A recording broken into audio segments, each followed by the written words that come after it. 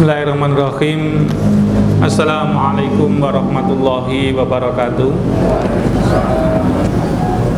Innal hamdalillahi nahmaduhu wa nasta'inuhu wa nastaghfir wa na'udzu billahi min sururi anfusina wa min sayyiati a'malina. May yahdihillahu fala mudhillalah wa may yudlil fala hadiyalah. Asyhadu an la ilaha illallah wahdahu la syarikalah wa asyhadu anna Muhammadan abduhu wa rasuluh. Allahumma shalli wa sallim wa barik ala sayyidina Muhammad wa ala ali sayyidina Muhammad. Fa ya ayyuhal muslimun ittaqullah wa tanzur nafsum ma qaddamat li ghad wa taqullah innallaha khabirum bima ta'malun. Qala Allah Ta'ala fi kitabil karim a'udzu billahi minasyaitonir rajim. Kulillahu mal malikal mulki tu'ti mulka man tasha. Wa qala ta'idun wa tilkal ayamu nutawiluha bainan nas. Shadaqallahul adzim. Kepada yang terhormat Romo Yai, Bapak Ustadz, wabil khusus mateng panjenenganipun Kyai Sarjo, kepada sepuh bini sepuh ingkang tansah kawula bekteni dalasan para jamaah kajian akad pagi ingkang tansah dipun mulyakaken Allah Subhanahu wa taala. Alhamdulillah, di kesempatan yang berbahagia di pagi ini Allah Subhanahu wa taala mempertemukan kita dalam majelis yang mulia. Mudah-mudahan setiap langkah yang kita niatkan untuk menuju majelis ini dicatat Allah Subhanahu wa taala sebagai bagian jariah kita dari amal Islami. Dan mudah-mudahan kita sekalian nanti mendapatkan syafaat dari Rasulullah Muhammad sallallahu alaihi wasallam. Para jamaah, sebagaimana yang ada di dalam pengumuman terkait dengan kajian pagi ini, kita akan membahas salah satu dari sejarah tentang eksistensi kiprah umat Islam di dalam memakmurkan bumi ini. Pada kesempatan yang lalu sudah kita bahas bahwa yang paling ditakutkan oleh musuh-musuh Islam itu adalah ketika generasi muda Islam sekarang itu paham dan ngerti akan sejarah daripada pendahulunya. Saya ulangi lagi, yang paling ditakutkan oleh musuh-musuh Islam hari ini itu adalah ketika generasi muda Islam itu nyambung dengan sejarah kejayaan masa lalu pendahulunya. Oleh karena itu mereka menyusun suatu cara untuk menjauhkan umat Islam generasi sekarang ini dari sejarah emas generasi pendahulunya dengan 3 cara. Yang pertama, dengan mengaburkan sejarah pendahulunya. Yang kedua adalah dengan cara memutuskan mata rantai hubungan antara pendahulunya dengan sekarang.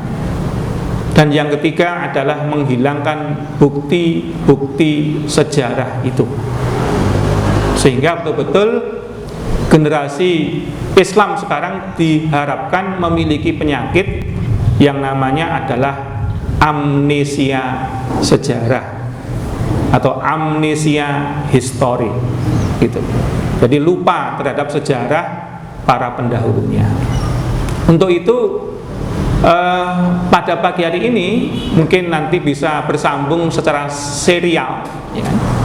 Akan kita bahas kejayaan-kejayaan masa lalu para pendahulu kita agar ada suatu mata rantai yang bersambung antara kita dengan para pendahulu kita yang mulia itu.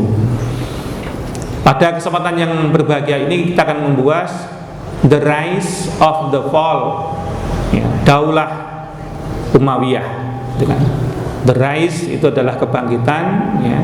the fall itu udah kejatuhan ya, dari Daulah Umayyah. Kita mengetahui jamaah sekalian bahwa periodisasi dakwah Rasulullah SAW apakah di Mekah dan di Madinah itu selama 23 tahun.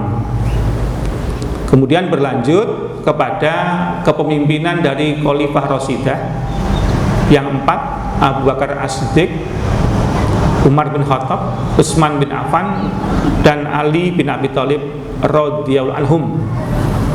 Mereka berempat ini, beliau-beliau yang mulia inilah yang meneruskan estafet kenabian selama 30 tahun lamanya. Baru kemudian bersambung kepada Daulah Umayyah selama 90 tahun. Selama 90 tahun. Nah, sebelum kami menceritakan dulu terkait dengan Daulah Umayyah, mari kita sejenak melihat apa yang terjadi di masa-masa pemerintahan Khalifah Rashidah Ali bin Abi Thalib radhiyallahu anhu. Karena masa ini adalah masa yang ada hubungannya dengan naiknya Bani Umayyah ke dalam kancah peradaban Islam. Kita mengetahui bahwa Khalifah Ali bin Abi Thalib itu memerintah selama 5 tahun lebih beberapa bulan.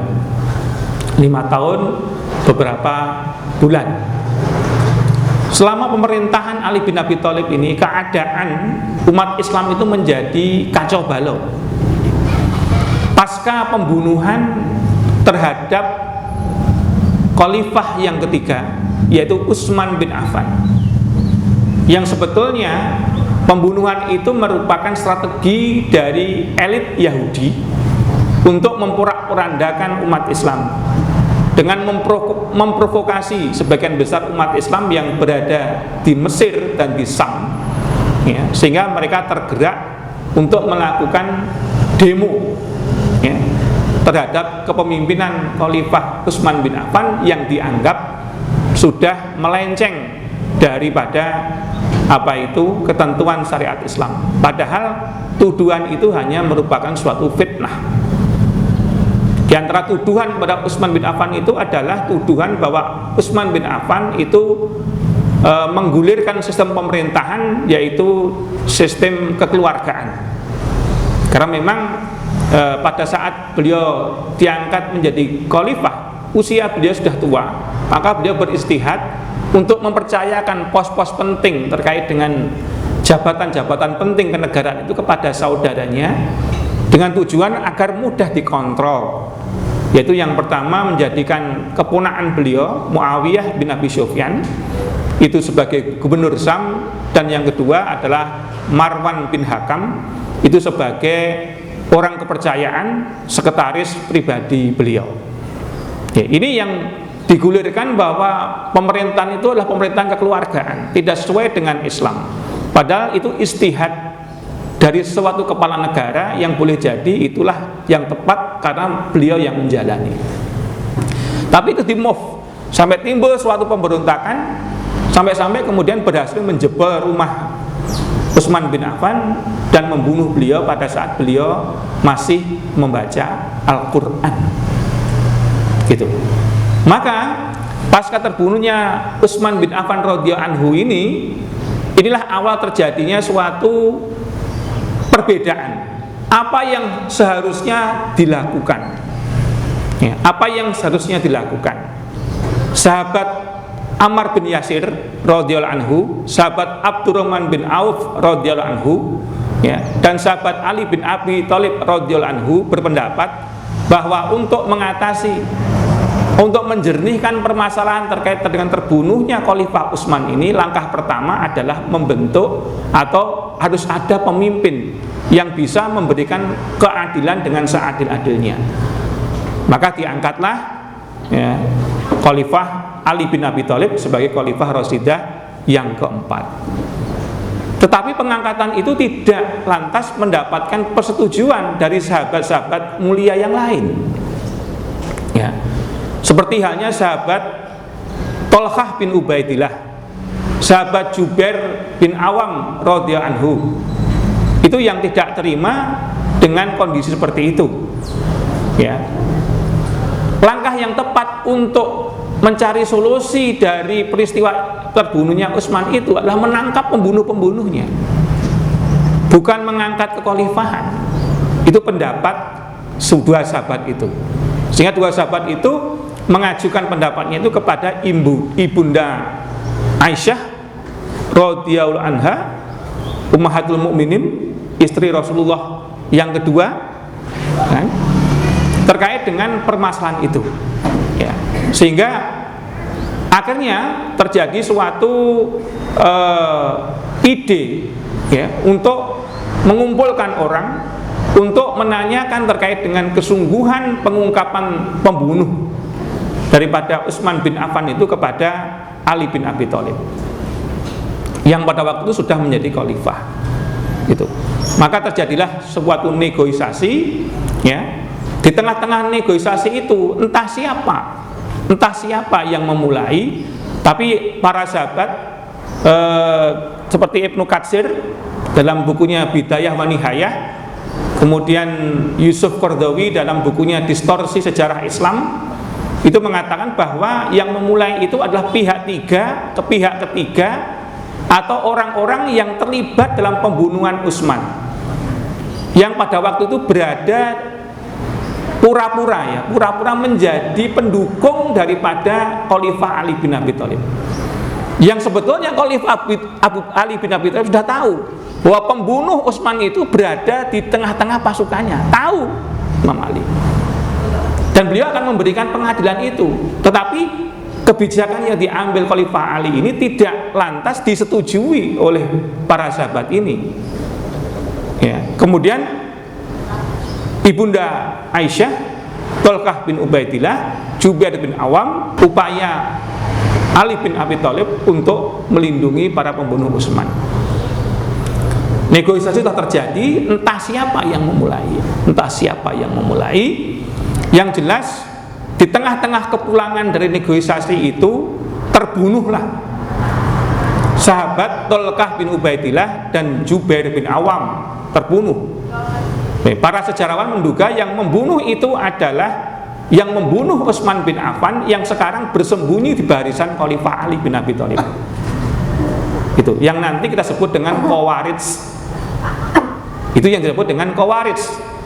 Maka begitu mengetahui dua sahabat dibunuh, ya, ada suatu anggapan bahwa Khalifah Ali bin Abi Thalib tidak ada etika untuk mengungkap siapa pembunuh Utsman itu, sehingga Ibunda Aisyah memobilisasi pasukan, terkumpullah sebanyak 30.000 pasukan, kemudian berperang, ya, melawan tentara Ali yang jumlahnya 20.000 pasukan, ya, dinamakan Perang Jamal pada tahun 656 Masehi. Ya. Dari peperangan itu, ya, terjadilah suatu peperangan yang besar, ya, sehingga pada waktu itu dimenangkan oleh Khalifah Ali walaupun secara jumlah kalah, ya, di mana 13.000 pasukan dari Ummahatul Mukminin Aisyah mengalami kesahidan dan 5.000 pasukan dari tentara Khalifah Ali mengalami kesahidan, dan sebagian besar adalah sahabat-sahabat yang mulia. Gitu. Sehingga mengapa hal ini yang terus diprovokasi oleh para orientalis bahwa watak tabiat Islam itu tidak bisa bersatu. Nah ini, padahal antara Khalifah Ali bin Abi Thalib dengan Ibunda Aisyah radhiyallahu anha itu semua adalah dalam rangka istihad mencari solusi dari penyelesaian menangkap pembunuh Khalifah Utsman. Ali itu mementingkan terbentuknya pemerintahan, dengan demikian struktur pemerintahan inilah nanti yang sah untuk menangkap para pelakunya itu. Tapi ada sahabat-sahabat yang dalam hal ini adalah Thalqah, ya, bin Ubaidillah, Jubair bin Awam, itu yang berpendapat harus ditangkap dulu baru bentuk pemerintahan. Jadi perbedaan istihad, ya, seperti itu, ya, yang kemudian akhirnya dimenangkan oleh Khalifah Ali. Tapi ketika peperangan dimenangkan oleh Khalifah Ali, Ibunda Aisyah pun dikembalikan ke Madinah dalam keadaan dimuliakan. Dan pada akhir kehidupan beliau menyadari kesalahan daripada istihad yang beliau lakukan. Jadi Ibunda Aisyah itu menyadari kesalahan dari ijtihad beliau. Itu. Dan memang dalam sisi fikih ijtihad Imam Ali lah yang sebetulnya benar. Kalau ijtihad kalau benar dapat apa? 2, kalau salah dapat 1. Nah ini. Nah, apakah setelah selesai perang Jamal itu selesai? Tidak. Ternyata ada keponakan daripada Utsman bin Affan yang telah menjadi gubernur di Sam, yaitu sahabat Muawiyah, ya, bin Abi Sufyan radhiyallahu anhu, yang di situ juga ada sahabat-sahabat yang terkenal, yaitu Amr bin As, yaitu sahabat yang menjadi gubernur di Mesir, dan ada sahabat yang menjadi panglima perang yang luar biasa, sahabat Mughirah bin Syu'bah. Itu yang menuntut juga terkait dengan kepada Imam Ali terkait dengan orang-orang yang terlibat pembunuhan Utsman bin Affan. Itu antara dua kubu, Imam Ali, Abdurrahman bin Auf, ya, kemudian Amr bin Yasir, kemudian Abu Musa Ansori, ya, itu seseorang sahabat-sahabat mulia di kalangan Imam Ali, kubu Khalifah Imam Ali. Dan di pihak yang lain itu ada Mughirah bin Syu'bah, Muawiyah bin Abu Sufyan, kemudian sahabat Amr bin As, ya, itu yang menuntut kembali ditangkapnya para pembunuh Utsman. Awalnya terjadi suatu negosiasi lagi, Pak. Terjadi negosiasi lagi, ya, antara dua kubu ini. Walaupun sudah membawa pasukan, tapi masih negosiasi lagi. Tapi entah siapa yang menyerang, yang jelas ada orang-orang yang menyerang tentaranya Imam Ali dan ada orang-orang yang menyerang tentaranya Muawiyah. Dan para sejarawan menduga ini sebetulnya orang-orang yang membunuh Utsman, juga yang membunuh Tolkah, ini yang membunuh Jubair orang ini. Siapa mereka? Khawarij. Ini ya Khawarij. Ini. Kemudian karena saling tuduh menuduh, karena ada korban di kalangan pasukan Imam Ali, juga ada korban di kalangan Muawiyah, dan masing-masing belum tabayun sudah memberikan tuduhan itu, maka terjadilah peperangan yang besar di tahun 657, yaitu di suatu daerah yang namanya Siffin, ya, sehingga dinamakan perang apa? Siffin. Yang sebetulnya pada waktu terjadi peperangan Siffin itu, ya, terjadilah peperangan yang sangat besar, ya, di mana pada waktu itu Khalifah Ali bin Abi Thalib hampir-hampir memenangkan peperangan. Tetapi ada seorang sahabat di kubu Muawiyah yang sangat cerdik, ya, yaitu Amr bin As, ya, dengan mengangkat Al-Quran, mushaf Al-Quran di pedang itu. Kita untuk menyelesaikan masalah ini kita bertahkim kepada Al-Quran, ya. Sehingga di kalangan pendukung Imam Ali pada waktu itu merasa bimbang ketika Al-Quran, semua pasukan Muawiyah menjunjung Al-Quran di pedang itu, semuanya bingung, tidak bisa bergerak, ya. Maka Imam Ali mengatakan gempur dia, ya. Tetapi orang-orang yang membunuh Tolkah, orang-orang yang membunuh Zubair bin Awam, orang-orang yang membunuh Utsman bin Affan ini mengetahui kalau sampai ini dibiarkan, ya, ya, maka akan terjadi suatu upaya untuk menangkap mereka. Maka mereka berupaya untuk meletakkan senjata dan tidak mau berperang. Ya, ini. Padahal Khalifah Ali mengatakan itu cuma taktik, itu cuma strategi mereka. Tetapi perintah daripada Khalifah Ali bin Abi Thalib tidak diindahkan. Maka akhirnya terjadi tahkim, keputusan musyawarah, ya, di mana pada waktu itu Imam Ali diwakili oleh sahabat Abu Musa Ansori yang telah meninggal, yang telah tua. Kemudian kubu Muawiyah diwakili oleh Amr bin As berunding. Dan pada perundingan itulah secara diplomatik, ya, Abu Musa Ansori selaku wakil Khalifah Ali dikalahkan oleh Amr bin As. Ya, sehingga pada waktu itu, ya, setelah pasca itu terjadilah suatu orang-orang yang tidak mau memenuhi perintah Ali untuk berperang tadi itu, justru setelah tahkim justru menyalahkan Imam Ali.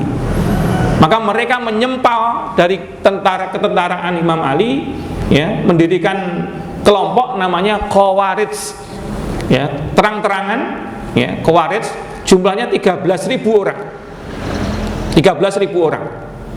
Itu menyempal dari ketentaraan Imam Ali. Ya, jumlahnya 13.000 orang. Ya. Kemudian apakah perjanjian itu berakhir damai? Tidak. Khalifah Ali, sehingga sekarang ini ada dua kepemimpinan, kepemimpinan Imam Ali di Kufah, Iran, dan kepemimpinan Muawiyah di Syam, Damaskus. Itu ada dua kepemimpinan ini. Nah, satu lagi ada kekuatan yang namanya Khawarij. Ya. Imam Ali memandang daripada memerangi Muawiyah, ya, yang bisa dijak ngomong baik-baik, lebih baik memerangi 13.000 pasukan yang dulu merupakan pasukan Imam Ali yang memberontak itu, ya, yang menamakan dirinya Khawarij itu. Maka perang lagi, muncullah peperangan yang besar namanya peperangan Naharawan. Peperangan Naharawan itu peperangan pasukan Imam Ali membunuh 13.000 Khawarij dan hanya menyisakan 100 orang. Ya. Seperti itu. Nah, setelah itu 100 orang ini ternyata memiliki dendam yang luar biasa. Ya. Akhirnya mereka membentuk kelompok yang namanya Hasasin. Ya, Hasasin. Assassin, kalau orang apa itu? Apa itu barat mengatakan assassin, tapi artinya Hasasin. Ini kelompok yang awalnya dari Khawarij, ini kelompok yang rahasia, ya, memiliki keanggotaan yang rahasia, tapi tujuannya adalah untuk membunuh setiap orang-orang yang dianggap merintangi perjuangannya. Maka diutuslah 3 orang, ya, 3 orang dari kalangan Hasasin itu, diantaranya adalah Abdurrahman, ya, bin Abdul Muljam untuk membunuh Ali bin Abi Thalib, ya. Barok bin Amir membunuh Muawiyah, kemudian Qais, ya, bin Nais membunuh Amr bin As. Dari 3 orang yang disuruh untuk membunuh ini, ternyata yang 2 luput. Barok, ya, tidak menemukan Khalifah Muawiyah, ya, Muawiyah sholat subuh, ya, karena pada waktu itu beliau sedang sakit, ya, sehingga luput. Kemudian Amr bin As di Mesir, ya, yang membunuh adalah Qais bin Naif itu juga luput dari pembunuhan, karena pada waktu itu beliau juga tidak di Mesir, ya. Yang ketiga adalah Abdullah bin Abdurrahman bin Abdullah Mulzam ini yang bisa membunuh Khalifah Ali. Padahal pada waktu itu pembunuhan yang dilaksanakan itu hanya menggores, ya, menggores dada Imam Ali, menggores, tetapi belatinya beracun, ya, sehingga 2 hari setelah terbunuhnya, setelah terjadinya upaya pembunuhan Imam Ali ini, Khalifah Ali bin Abi Thalib meninggal. Lantas kemudian di antara pendukung-pendukung Ali bin Abi Thalib itu mengangkat Hasan bin Ali bin Abi Thalib, ya, putra beliau, sebagai khalifah. Sementara di Syam kaum muslimin membai'ah para sahabat, membai'ah Muawiyah bin Abu Sufyan sebagai khalifah, gitu. Sehingga pada waktu itu pasca terbunuhnya Ali bin Abi Thalib terjadi 2 lisme pemimpinan, yaitu Khalifah Hasan di Madinah, kemudian Khalifah Muawiyah bin Abu Sufyan di Damaskus. Tapi itu hanya 6 bulan. Khalifah Hasan bin Abi Thalib menyadari bahwa kalau lama-lama seperti ini maka lumpuhlah umat Islam. Maka di tahun 658, ya, Khalifah Hasan itu, ya, mendatangani perjanjian damai untuk menyerahkan kekhalifahan yang disandangnya kepada Khalifah Muawiyah. Hasan bin Abi Thalib mengalah. Yang penting adalah umat Islam bisa bersatu, gitu. Maka pada waktu itu tahun 658 Masehi disebut sebagai Amul Jamaah atau tahun persatuan, di mana pada waktu itu umat Islam hanya memiliki khalifah yang satu, yaitu Khalifah Muawiyah bin Abu Sufyan, karena rasa Ali bin Abi Thalib ini untuk lebih mementingkan persatuan umat Islam dibandingkan dengan kepentingan keluarganya. Itu luar biasa. Walaupun pada akhirnya Khalifah Hasan tadi, Pak Ustaz Sarjo, nanti dibunuh juga oleh siapa? Khawarij ini, ya, dibunuh lagi oleh Khawarij ini. Walaupun cara pembunuhannya tidak dengan cara langsung, tapi dengan cara diracun. Gitu. Nah ini, ya. Sehingga pada waktu itulah ya umat Islam bisa menikmati hari-hari bahagia karena tidak ada peperangan lagi. Karena 5 tahun semenjak kepemimpinan Ali bin Abi Thalib, situasi kacau. Maka tampillah sosok Muawiyah bin Abu Sufyan. Perlu kita ketahui bahwa siapakah Khalifah Muawiyah bin Abi Sufyan itu? Ya, agar generasi muda Islam tahu, beliau adalah sahabat Nabi. Ya, kalau kita tetap sahabat Nabi, kita berupaya untuk mengambil sisi-sisi positif.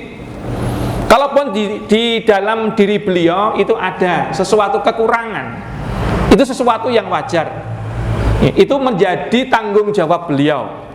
Sehingga kita tidak perlu menjelek-jelekan Muawiyah bin Abu Sufyan.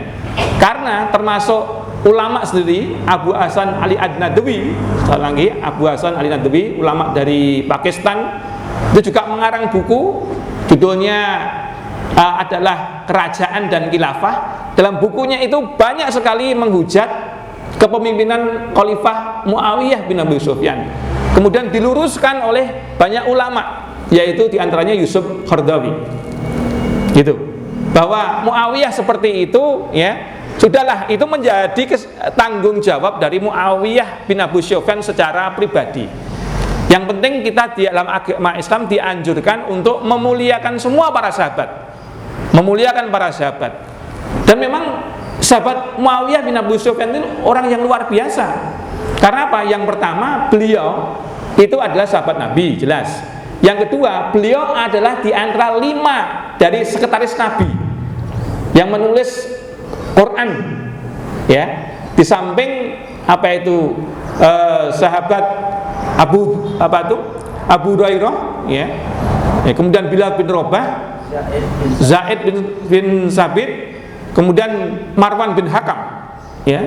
Maka yang kelima adalah Muawiyah bin Abi Sufyan. Ini sahabat yang luar biasa. Gitu. Nah, setelah Khalifah Muawiyah, ya, itu menjadi Khalifahan Bani Umayyah yang pertama. Jadi suku Quraisy itu ada 2 klan Bani yang besar. Yang pertama adalah klan Bani Hashim, dan yang kedua adalah klan Bani Umayyah. Klan Bani Umayyah itu diantaranya Abu Sufyan, ya, kemudian Utsman bin Affan, gitu kan. Kemudian Muawiyah bin Abu Sufyan, Amr bin As ini. Sedangkan klan Bani Hashim itu adalah Khalifah Ali bin Abi Thalib, ya. Kemudian klan Abdurrahman bin Auf, ya, dan sebagainya. Jadi ada 2 suku ini, dan nanti akan mewarnai 2 suku ini, Bani Hashim dan Bani Umayyah, akan mewarnai sejarah Islam yang akan datang, bentuk dan formatnya. Itu kembali kepada sosok Muawiyah. Sosok Muawiyah ini sahabat Nabi, beliau orang yang cerdas, pintar, lembut hati, ahli ulung dalam hal politik. Ya. Jadi kelihayannya dalam berpolitik luar biasa, Muawiyah bin Abi Sufyan ini.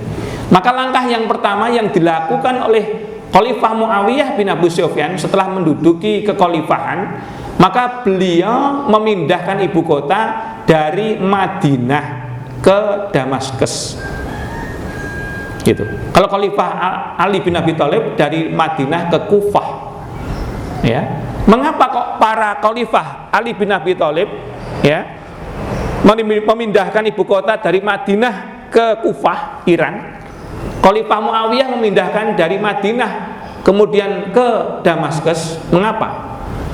Karena kedua beliau yang mulia ini menginginkan Madinah dalam kondisi yang stabil, ya. Karena kenyataannya memang kita mengetahui sahabat Nabi itu jumlahnya berapa, Bapak Ibu? Berapa? Sahabat Nabi itu jumlahnya 100.000, ya. Tetapi yang dikuburkan di Baqi itu hanya 12.000. Artinya yang 88.000 itu pekuburannya entah di mana, kita nggak pernah mengetahui. Itu. Di banyak sahabat dikhawatirkan kalau terjadi friksi Madinah bisa mengancam eksistensi Madinah, maka dipindahkan di Damaskus. Damaskus itu sekarang adalah Suriah. yang dulu masuk Sam. Sam itu adalah suatu wilayah yang sekarang menjadi 4 negara, yaitu Palestina, Yordania, Suriah, Libanon. Ini sekarang 4 negara itu namanya dulu Sam. Ini sekarang jadi 4 negara, Palestina, Suriah, kemudian Yordania, Libanon, itu namanya Sam. Nah, pada waktu itulah ketika beliau menjadi khalifah, ya, maka yang dilakukan adalah melakukan pembenahan besar-besaran terkait dengan sistem kenegaraan yang tidak dilakukan oleh 4 khalifah Rashidah ini. Apa aja yang pertama? Yang pertama adalah membenahi sistem ketentaraan, sehingga ketentaraan di zaman Khalifah Muawiyah ini adalah ketentaraan yang modern. Sudah ada jenjang kepangkatan, sudah ada jenjang penggajian yang nanti menjadi kiblat bagi daulah Islam pelanjut dari daulah Umayyah gitu. Kemudian beliau juga memperbaiki sistem birokrasi, ya. Sistem birokrasi militer dalam sistem birokrasi modern itu sudah dirintis mulai Muawiyah. Yang namanya legislatif, yudikatif itu sudah ada. Dengan istilah-istilah bahasa Arab, adanya lembaga eksekutif, yudikatif, legislatif itu sudah ada. Sudah ada di zamannya Muawiyah bin Abu Sufyan. Bahkan beliau memodern sistem pengadilan berjenjang. Jadi semua masalah tidak langsung pada khalifah, tapi ada qadhi di tingkat kabupaten, ada qadhi di tingkat provinsi, ada qadhi di tingkat negara. Sudah terjadi. Bahkan yang paling berjasa juga beliau adalah memperbaiki sistem pengiriman barang, yang mengenalkan sistem pos, kantor pos jauh sebelum Barat itu mengenalkan pos. Itu Muawiyah bin Abu Sufyan itu sudah mengenalkan sistem pos, sistem pengantaran barang lewat pos.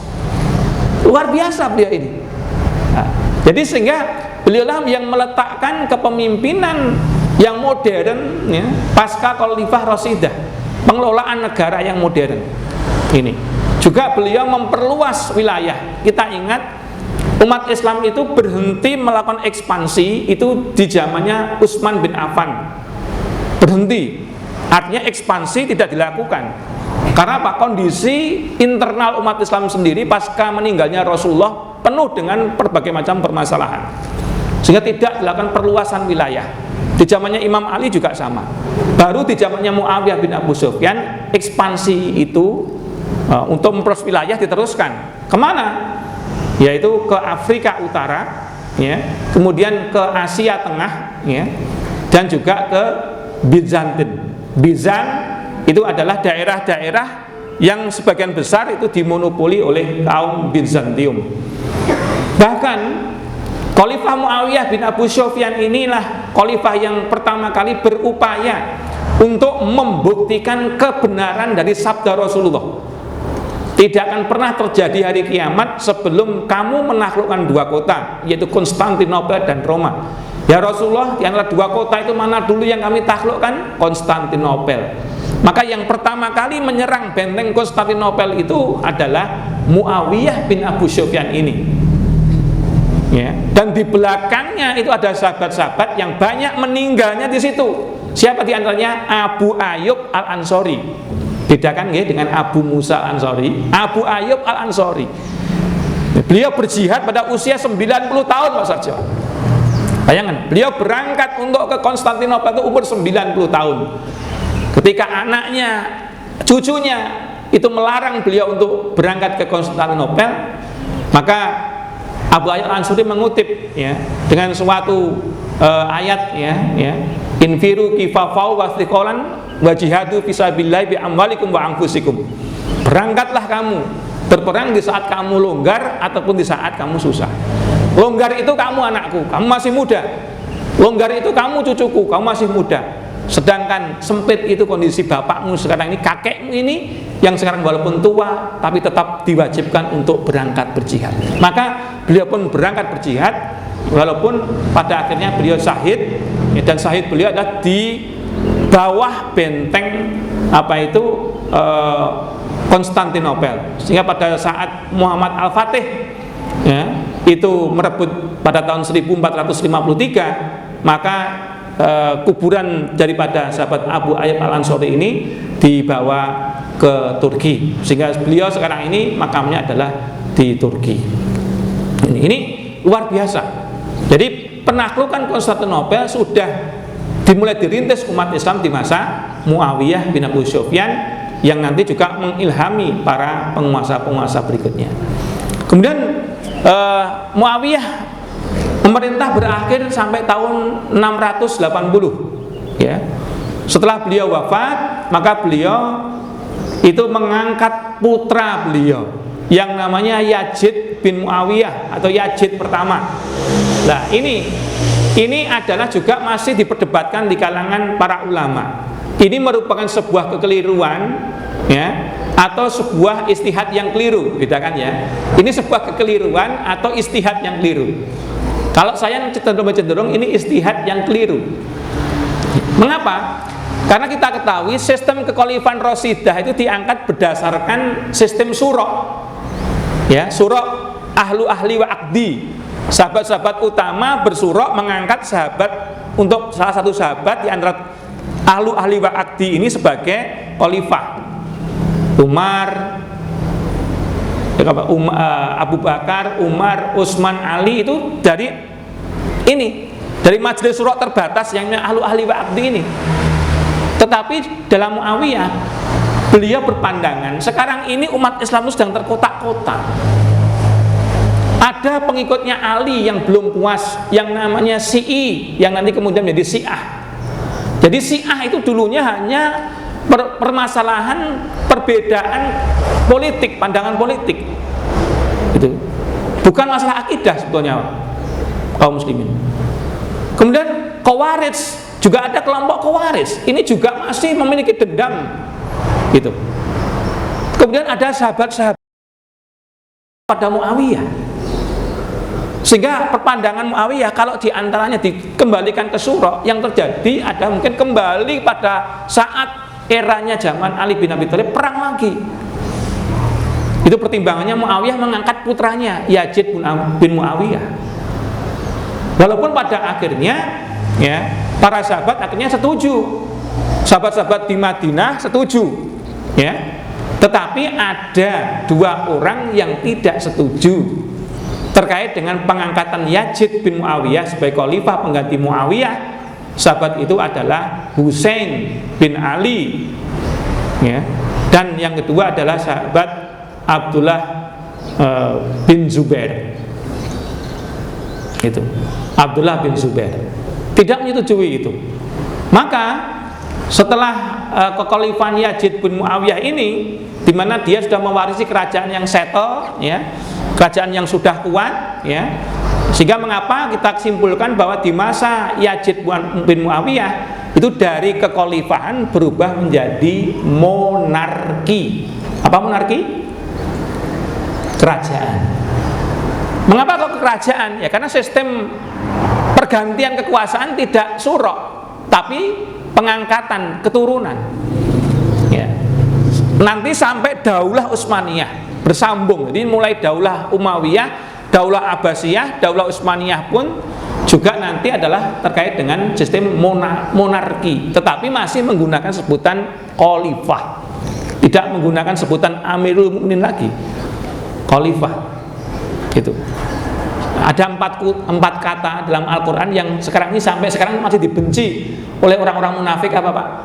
Ada 4 perkataan dalam agama Islam yang sampai hari ini orang munafik itu masih benci. Apa? Yang pertama adalah syariat. Ini, ya. Ini kata-kata yang masih dibenci ini. Yang kedua jihad. Ini kan? Ini. Yang ketiga adalah sebutan kafir, dan yang keempat adalah khilafah. Ini 4 sebutan, 4 kata yang begitu menakutkan orang-orang munafik. Apa sebabnya? Kita bahas pada kesempatan yang lain. Jadi di Yazid bin Muawiyah ini seseorang yang sama dengan ayahnya. Dia seorang yang lembut, yang santun, ya. Hanya kefakihannya itu di bawahnya ayahnya, ya. Keulungannya di bidang politik di bawah ayahnya. Tapi beliau adalah seorang yang baik. Nah, di masa pemerintahan beliau ini karena ada seorang sahabat yang juga merupakan cucu Rasulullah, yaitu Husain bin Ali, yang tidak mengakui kekhalifahan Yazid, maka ada sahabat-sahabat yang berada di daerah Iran, ya, Irak, kemudian di Madinah, itu yang membai'ah Husain sebagai khalifah, pengganti daripada Muawiyah. Sehingga pada waktu Khalifah Yazid bin Muawiyah menjadi khalifah, ada dua matahari kembar, yang satu di Madinah yaitu Khalifah Husain bin Ali, yang kedua Khalifah Yazid bin Muawiyah di Damaskus. Itu jadi sampai kemudian terjadi suatu pergolakan, ya, politik yang sama menjelang terjadinya pergolakan di masa Khalifah Ali, yaitu adanya suatu pemberontakan oleh pengikut-pengikut Ali, sampai kemudian gubernur Daulah Bani Umayyah di Iran, ya, itu dibunuh, Pak. Ya. Ini gubernur Bani Umayyah di Iran dibunuh, kemudian digantikan oleh pengikut Ali, ya. Tapi tidak begitu lama, itu juga khalifah yang gubernur yang dari kelompok Ali bin Abi Thalib juga diturunkan oleh tentaranya Yazid bin Muawiyah di bawah kepemimpinan Usamah bin Jiyad, bukan Usamah bin Jiyad sahabat, bukan. Ini nilai Ibnu Zaid gitu ada. Sebutannya Ibnu Zaid. Ini. Nah, pada saat itu terjadi suatu peristiwa di mana peristiwa ini menjadi suatu awal dari berdirinya kelompok yang kedua dari Islam setelah Khawarij yang menyempal, yaitu kelompok Syiah. Yaitu terjadinya peristiwa Padang Karbala. Ini, apa Padang Karbala? Padang Karbala itu adalah pembantaian yang dilakukan oleh Ibnu Ziyad, ya, tentara dari Yazid bin Muawiyah, ya, yang berjumlah 13.000 tentara ini, itu menghadapi tentaranya Khalifah Husain bin Ali yang jumlahnya hanya 125, dan kebanyakan di antara mereka itu adalah anak-anak dan perempuan. Itu karena memang Khalifah Husain bin Ali itu bukan dalam konteks berperang, tapi beliau itu memenuhi panggilan, memenuhi undangan daripada penduduk Iran, Kufah, dan penduduk Irak untuk dinobatkan beliau sebagai khalifah di sana, ya. Tetapi beliau tidak memahami bahwa kondisi politik sudah berubah, ya. Gubernur yang diangkat oleh orang-orang pengikut Ali ternyata sudah dibunuh juga oleh tentaranya Ibnu Ziyad, tentaranya Yazid bin Muawiyah. Husain tidak mengetahui itu, ya.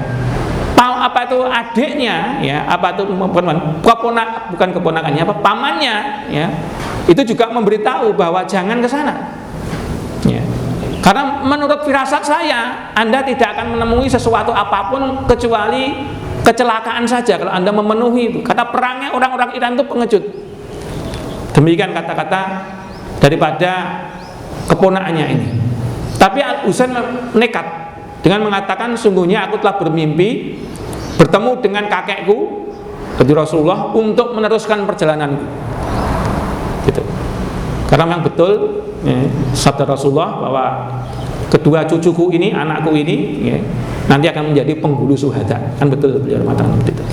Maka di saat dia memenuhi panggilan orang Iran dan Irak ini, di tengah jalan di daerah Karbala dihadang, walaupun sudah negosiasi, tapi tetap, ya, dibunuh. Sehingga di antara 125 orang ini, ya, yang tidak dibunuh hanya sekitar 11 orang, ya, hanya 11 orang, yang 10 wanita, yang satu masih anak-anak, ya, yaitu Ali bin Husain bin Ali, ya, ini cucunya Imam Ali bin Husain bin Ali, ini yang pada itu masih sakit, ya. Tapi apa yang dilakukan Ibnu Ziyad terkait dengan tentara keluarganya Ali ini? Dibunuh semua, Bu. Dengan laki-lakinya itu dipancung kepalanya, ya, 70 orang laki-lakinya, dan dibawa di Damaskus, Bu. Gitu. Kemudian kepala orang-orang yang syahid ini itu dijajarkan di pintu masuk gerbang Damaskus tanpa seizin dari Yazid bin Muawiyah. Maka ketika kepalanya Husain bin Ali diserahkan kepada Yazid bin Muawiyah, maka Yazid bin Muawiyah bukan bersyukur tapi malah menangis, sambil beliau mengatakan, saya berlepas diri dari apa yang dilakukan oleh Ibnu Ziyad, karena aku tidak pernah memerintahkan itu. Sehingga terjadi perdebatan di kalangan para ulama, bagaimana posisi Yazid itu, apakah dia terlibat dalam pembunuhan Husain ataukah tidak. Kalau para ulama mengatakan dia tidak bertanggung jawab, karena di lapangan tidak ada suatu media untuk berkonsultasi, dia hanya disuruh untuk memadamkan pemberontakan di Irak, itu saja. Jadi inilah suatu permasalahan yang nantinya dijadikan sebagai suatu ritual bagi orang-orang Syiah, ya, bagi orang-orang Syiah, ya. Syiah yang tadinya cuma kelompok politik, namanya awalnya Syi'i, pengikut Imam Ali, nanti berubah menjadi konsep akidah yang namanya aliran Syiah. Sebagaimana Khawarij yang itu juga merupakan kelompok politik, nantinya juga berubah menjadi konsep akidah yang namanya Khawarij. Sehingga dalam tubuh umat Islam ada dua kelompok yang menyempal, yaitu kelompok Syiah dan kelompok Khawarij di masa kepemimpinan Yazid bin Muawiyah. Ini. Kemudian setelah Yazid bin Muawiyah memerintah hanya 3 tahun, maka digantikan oleh anaknya, ya, yang masih muda tapi dia faqih, ya, namanya juga Muawiyah, ya. Jadi digantikan oleh Muawiyah bin Yazid, ya, pada usia 25 tahun, tapi figur ini adalah figur lebih pada keulamaan daripada sebagai umarok. Maka tatkala beliau dibai'ah, ya, diambil sumpahnya, ya, maka setelah dibai'ah itu Muawiyah bin Yazid tidak mau lagi menemui, ya, para pejabat negara. Ketika setelah dibai'ah dia mengatakan, urusanmu kuserahkan kepadamu lagi, pilihlah di antara kamu yang lebih, ya, sanggup untuk memimpinmu, karena aku tidak ingin merebut hakmu, karena hak kepemimpinan itu di tangan kamu. Angkatlah di antara kamu yang jadi pemimpin, karena aku mengetahui bahwa kakekku dan ayahku tidak menuruti apa yang sebagaimana ada dalam Al-Quran. Sampai seperti itu, Pak. Maka Muawiyah ini akhirnya menjadi terus berzikir, Pak, ya. 4 bulan setelah pengangkatannya sebagai khalifah, beliau meninggal. Gitu. Sehingga pada waktu itu timbul kekosongan. Siapa? Karena Yazid tidak memiliki anak lagi kecuali Muawiyah ini. Maka terpaksa diambil dari klan Bani Umayyah lain, tapi kepernahnya itu adalah nak dulurnya dari Muawiyah bin Abu Sufyan yang namanya Marwan bin Hakam. Ini khalifah yang keempat, itu Marwan bin Hakam. Ini juga sekretaris Rasulullah, beliau juga sahabat Nabi, ya. Beliau juga sahabat Nabi. Pada waktu pemerintahan Utsman, beliau sebagai sekretarisnya Utsman bin Affan. Beliau yang memegang stempel kekhalifahan pada waktu itu. Nah, ini tetapi tidak lama, hanya berkisar 9 bulan, Pak. Ya. Sehingga pada saat terjadinya peralihan kekuasaan di tangan Marwan bin Hakam ini, maka kondisi politik belum stabil, ya, sehingga yang dilakukan beliau adalah hanya satu yang dilakukan beliau, yaitu membenahi takaran timbangan itu dibenarkan oleh beliau, karena beliau tidak ingin terjadi pendoliman dalam hal muamalah, itu dibenahi, sistem timbangan itu dimodernkan di zamannya Marwan bin Hakam, gitu. Dan yang kedua itu adalah penerbitan daripada uang. Jadi keuangan di masa kedua Bahkan di masa Khalifah Rashidah, sistem uangnya itu sistem keuangan yang digunakan mata uang dari Bizantium. Itu belum mata uang Islam sendiri. Di masa Marwan bin Hakam inilah umat Islam memiliki mata uang sendiri dan dicetak sendiri. Itu prestasi yang dilakukan oleh Marwan bin Hakam. Beliau tidak lama, hanya 9 bulan memerintah, untuk kemudian beliau digantikan oleh putranya khalifah yang kelima, yaitu Abdul Malik bin Marwan. Inilah awal dari sejarah kejayaan, kemuliaan dari Bani Umayyah. Sosok Abdul Malik bin Marwan ini sosok yang sangat brilian, sangat cerdas, seperti Muawiyah bin Abu Sufyan, seseorang yang luar biasa dalam hal kenegaraan, sehingga pada waktu itu pemberontakan yang terjadi bisa dipadamkan. Hanya saja ada satu lagi pemberontakan juga yang sampai memunculkan matahari kembar lagi, Ustaz Sarjo. Ya, saat dimana di zamannya Abdul Malik bin Marwan inilah di Madinah dibaiat lagi khalifah yang namanya adalah Abdullah bin Zubair sebagai khalifah, itu kan? Sehingga pada waktu kepemimpinan Abdul Malik bin Marwan ini, umat Islam juga memiliki dua kekhalifahan, ya, yaitu Abdullah bin Zubair di Madinah, yang kedua adalah khalifah Abdul Malik bin Marwan di Damaskus. Ya, dan memang dua klan antara Bani Hasyim dan Bani Umayyah terus bersaing ini, Bapak. Itu. Seperti itu. Maka apa yang terjadi? Abdullah bin Malik bin Marwan memiliki panglima perang yang bengis tapi fakih, Pak. Ya. Ini ada buku khusus dibahas namanya Hajjaj bin Yusuf. Ya. Pada saat menaklukkan khalifah Abdullah bin Zubair ini, Abdullah bin Yusuf, panglimanya Abdul Malik bin Marwan ini mengenalkan jenis senjata baru namanya manjanik. Jadi melemparkan ketapel yang besar itu loh, Pak. Juga Madinah pada waktu itu dibombardir dengan apa? Dengan manjanik itu, sehingga banyak sahabat-sahabat yang meninggal di era ini. Karena sahabat-sahabat sepuh, gitu, Pak. Banyak yang meninggal. Termasuk juga memenggal leher daripada Abdullah bin Zubair ini. Jadi seperti itu. Ini pemberontakan yang terakhir. Tapi secara umum di pemerintahan Abdul Malik bin Marwan ini umat Islam mengalami suatu kesuksesan yang luar biasa.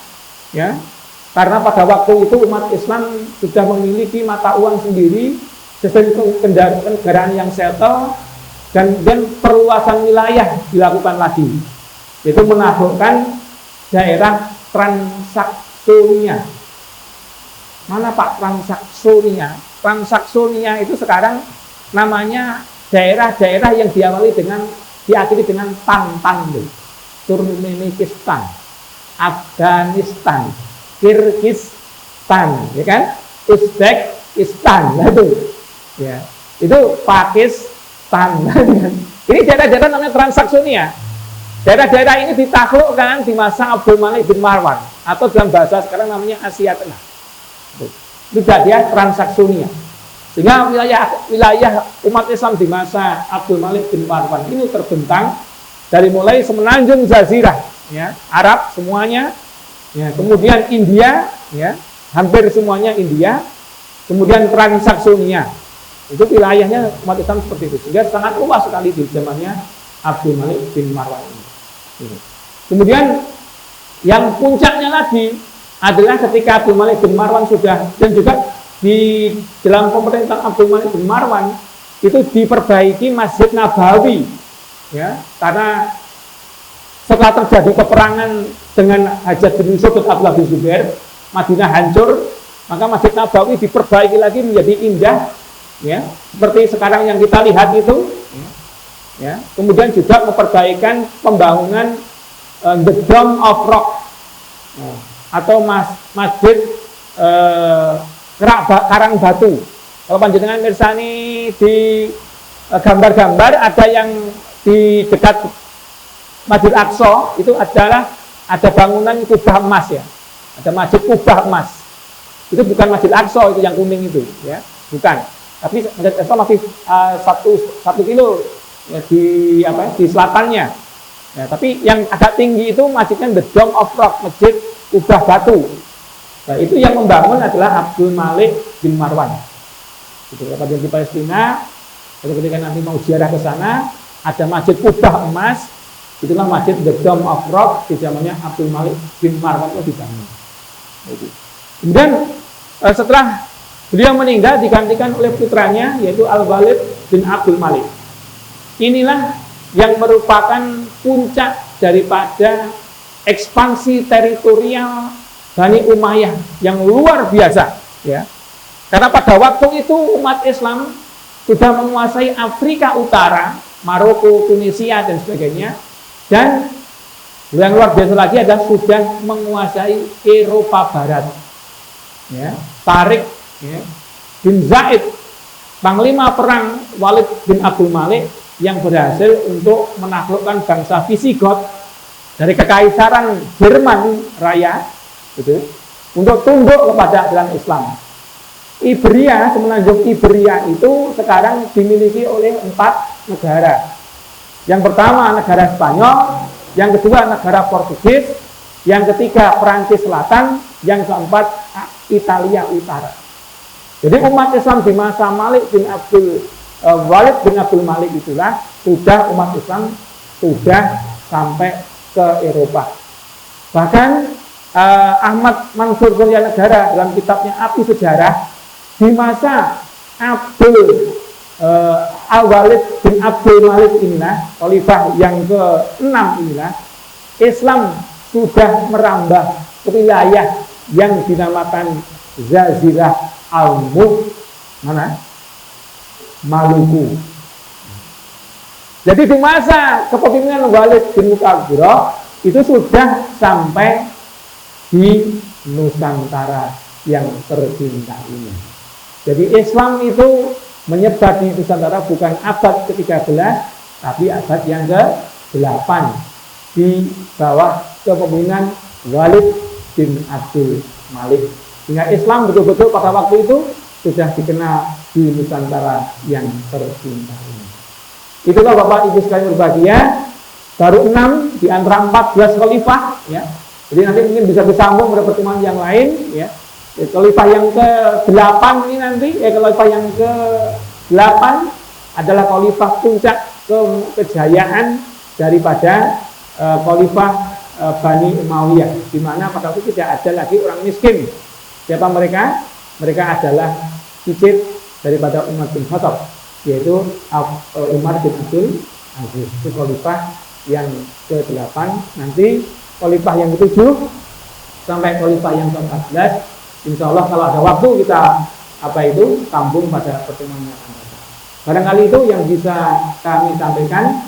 Ada kurang lebihnya mohon dimaafkan. Dan adik-adik, itulah gambaran ya, yang sangat singkat di mana di masa akhir daripada pemerintahan Al-Walid bin Abdul Malik, Islam sudah menyebar di 3 benua Asia, benua Afrika, juga benua Eropa.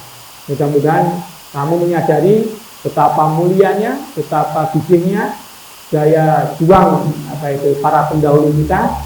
Mudah-mudahan daya juang semangat jihad para pendahulu kita itu juga ada di dalam catatan ini. Allahumma amin. Demikian yang bisa kami sampaikan. Nanti sama-sama kita akhiri. Mudah-mudahan Allah Subhanahu wa taala memberikan kejayaan kepada Islam dan umat Islam. Amin. Amin.